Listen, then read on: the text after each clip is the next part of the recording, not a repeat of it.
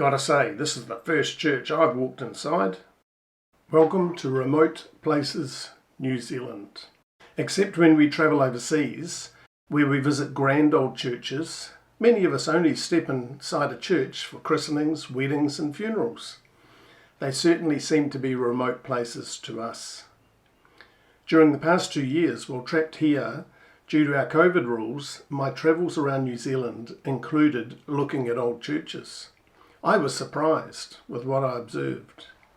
Today we will look at 3 vastly different churches.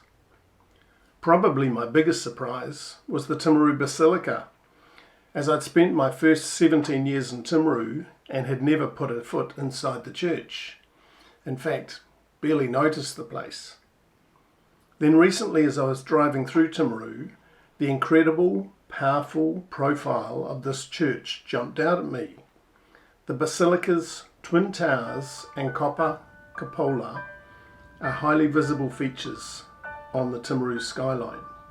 Along with elements of Roman and Byzantine architecture, are touches of Art Nouveau decoration. I found myself stopping, walking around, and entering it. It was November 2020, just after it had been renovated due to the damage suffered in the Christchurch earthquakes 8 years previously. In my opinion, this is the grandest church building in New Zealand today. Interestingly, it was built with a combination of working bees and professional craftsmen in just 18 months. Nowadays we wouldn't get the permission to build in that time. Their motivation being to build a place where they could worship and honour God.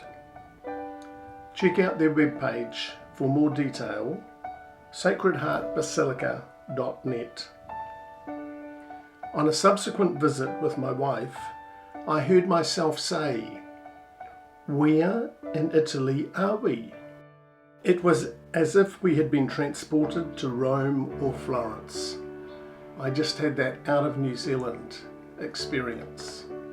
As we walk around, taking in all the visual cues of God and his relationship with man, we observe a few people quietly slipping in and out of the building. This was quite common in the churches I visited.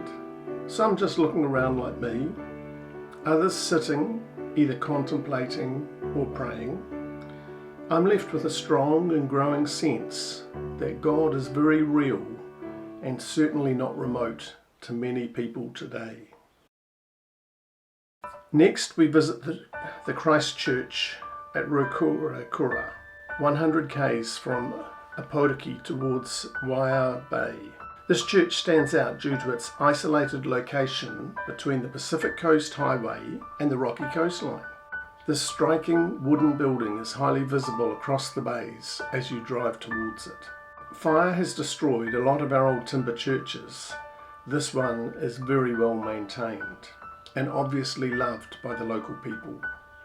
We wander around outside, taking in that incredible view before entering. Whilst inside, a group of motorbikes arrived and got off for a stretch. Of the 20 odd people, only 3 ventured inside, and one was overheard to say something along these lines. "Gotta say, this is the first church I've walked inside, but there's something calming about it. I sense a peaceful presence here." This third church we view is very different, being located outside. But as a church is defined as a place where Christians come and worship God, it certainly fits the description. It first comes into view beside the road from Windwhistle to Glentunnel on Canterbury's inland scenic route 72. Just 2 km past the Glenroy Hall on your right as you drive north. 3 very large white crosses stand on a rocky hilltop, the background of green pines creating a striking sight as you drive closer. The welcome sign on the gate encouraged us to stop and walk up through the paddock to visit. Here we were drawn to the central statement of what the Christian faith appears to present. The cross and Jesus' death on it have all been very evident in the previous churches we have looked at. It seems to be a central, unifying belief in both Catholic and Protestants.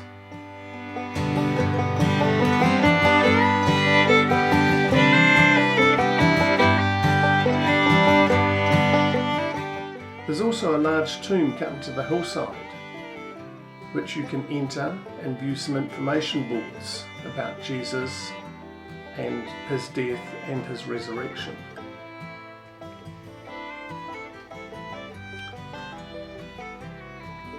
I hope you've enjoyed the different video taking you to 3 vastly different churches.